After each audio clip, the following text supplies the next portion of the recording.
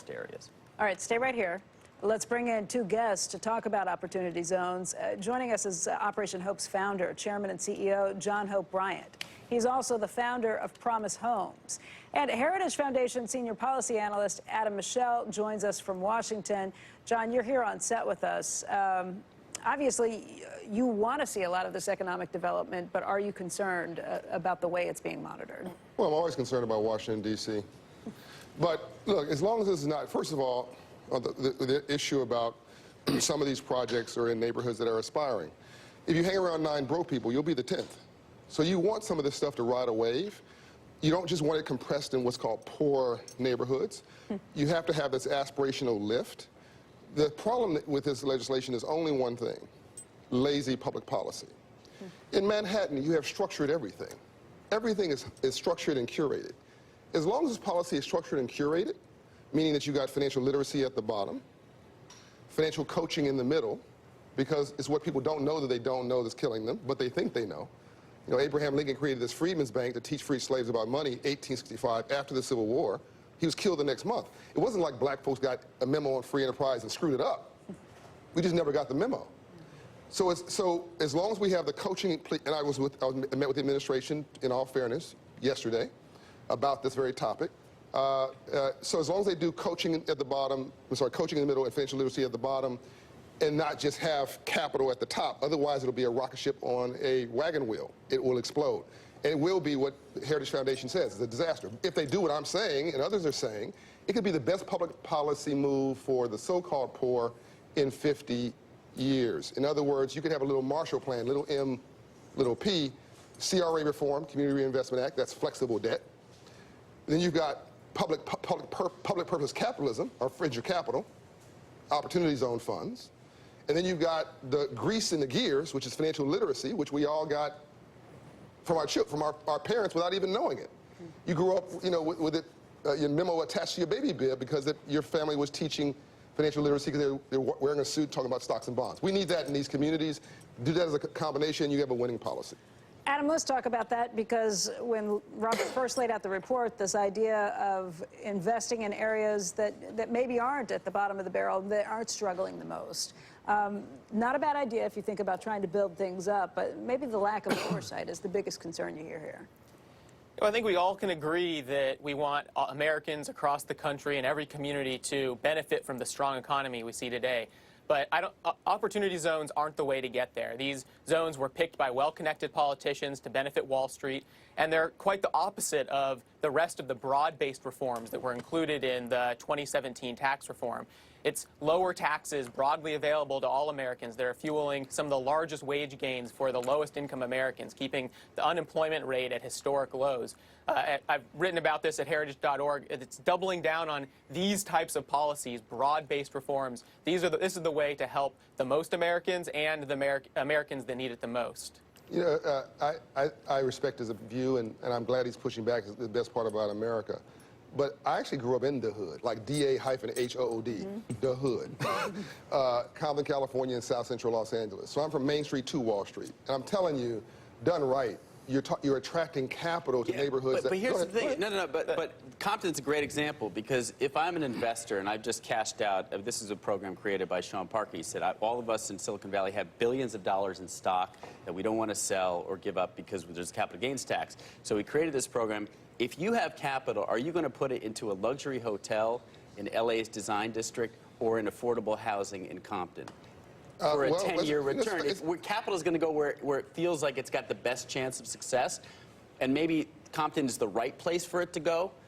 But from an investor point of view, what do you think that decision's going to be? I think the market's going to go where they see profit, and you have 100 million Americans who need to be rehabilitated and put into the game. Your untapped potential for new GDP is actually at the bottom of the pyramid. Let's get out of theory for a minute. Yeah. 25 years, I did Operation Hope. I'm still doing Operation Hope. That's my deal.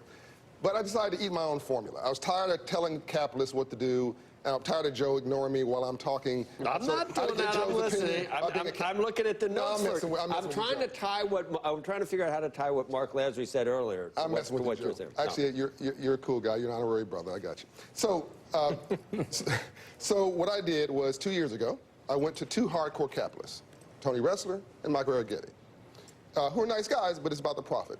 and I decided to eat my own formula, a for-profit company, completely separate, called the Promise Homes Company, in these same neighborhoods, not in the major market, 28 counties, Atlanta, Florida, so on and so forth. And we applied the same formula in an underserved neighborhood, affordable housing, zero assets in 2017. Now it's $100 million in assets, double-digit return, 2% delinquency rate, 95% occupancy, $1,000 affordable rent. They're getting an incredible return for proving you don't have to be a jerk to be a capitalist.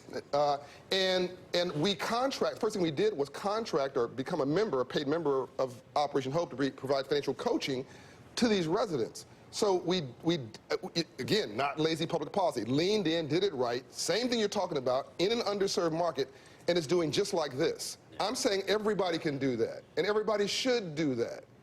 But look, at the end of the day, and I would agree with you, because really what you want, money is going to go where they think they're going to make money, right? So you're looking at it and saying, look, should it be a hotel? Should it be sort of housing? At the end of the day, all I'm going to do is look at where I'm going to make money. And if I think there's an opportunity, you're going to do it, right? So I think it will have the effect. Yes, you're going to end up having, some people are going to go, look, I'd rather end up being in an area where I think there's less risk.